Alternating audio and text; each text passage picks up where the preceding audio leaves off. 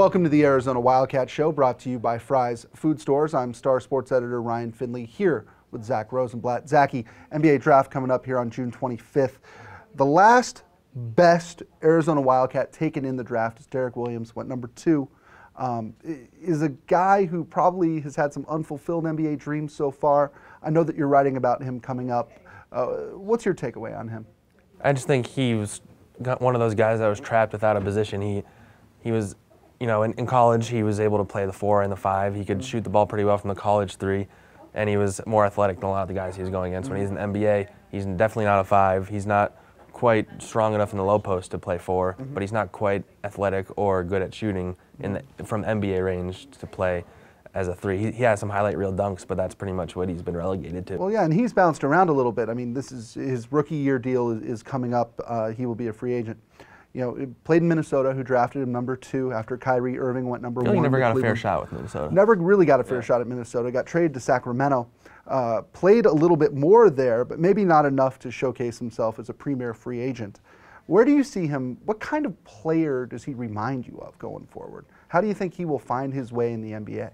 I don't know. I think by virtue of him being so athletic, and he seems like he's a good kid and he tries hard. So I think there'll be a role for him in the league for a while. I don't know if he'll ever be more than a guy off the bench though. Should he be a good player? Would he be better served as a good player on a bad team, or as a role player on a good team?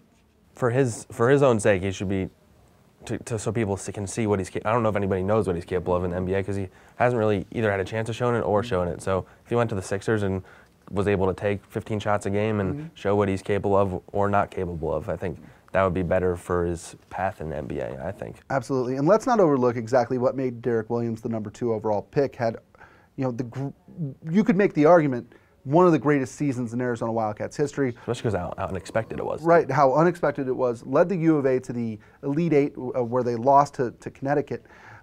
This is a guy who single-handedly beat Duke in the Sweet 16. And he single-handedly catapulted Sean Miller to like the level where he is now, right. I think. Yeah, Derrick Williams went from a USC decommit to the best player in America in 2 years. Kirill Nyasko was the #1 recruit in that recruiting class. And he left after his 2nd year, which Sean Miller certainly didn't recruit him with that plan in mind, and that just changed everything. Right. Derrick Williams also left after his 2nd year, but he went, oh, Derrick Williams, okay. Yeah. I'm sorry, I thought you meant Kirill Nyasko. I think that was more like, hey, Kirill, you want to go back to Ukraine? Or That'll do it for this episode of the Wildcat Show, brought to you by Fry's Food Stores. For Zach Rosenblatt, do you know Derrick Williams' nickname? Do you remember that? No, what's it? Really? You don't know this? I don't remember that. The Big Enchilada from La Mirada. You don't I know never that? knew that. Oh, man. I'm Ryan Finley. We'll see you next time. Try this matchup. Low prices and faster checkout. You can count on it at Fry's.